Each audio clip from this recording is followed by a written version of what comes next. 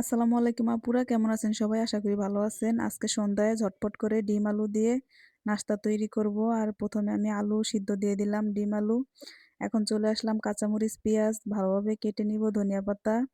আর এদিকে আমার আলু ডিম সিদ্ধ হয়ে গেছে। এখন আমরা ভালোভাবে আলুটাকে ম্যাশ করে নেব, আলু ভর্তার মতো, সেম আলু ভর্তা যেভাবে করি। স্বাদ মতো লবণ, ধনিয়া পাতা, কাঁচামরিচ দিয়ে এখন আমরা আলুটাকে মেখে নেব। এখন আমার আলুটা মাখা হয়ে গেছে আর ডিমটাকে আমি পিস পিস করে কেটে নিয়েছি। এখন চলে যাব আমরা বেসনটা গুলাতে। আর বেসনটা গুলিয়ে কিছুক্ষণ রেস্টে রাখা লাগবে। এই তো সব মশলা দিয়ে দিলাম, হলুদ, মরিচ, জিরা, ধনিয়া, স্বাদ সামান্য একটু আদা রসুন বাটা দিয়ে ভালোভাবে এখন আমরা পরিমাণ মতন পানি দিয়ে কিছুক্ষণ জন্য রেখে দেব।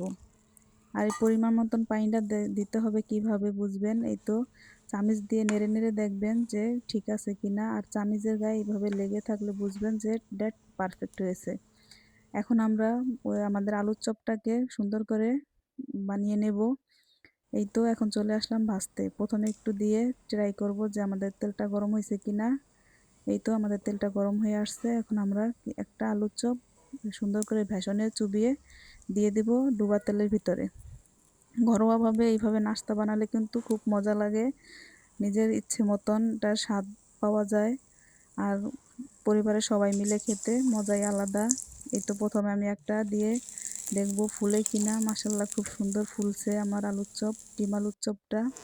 আর এখন আমি 4 পিস একসাথে দিয়ে দিলাম, আর সুন্দর ফুলছে। কার কার আপুরা এরকম ঘরোয়াভাবে আলুর চপ, বেগুনি এইসব বানিয়ে খেতে পছন্দ করো?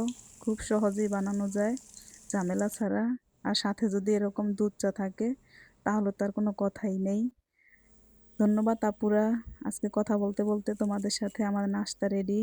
ধন্যবাদ সবাইকে, ভালো থেকো, সুস্থ থেকো, আল্লাহ হাফেজ, শুভ সন্ধ্যা।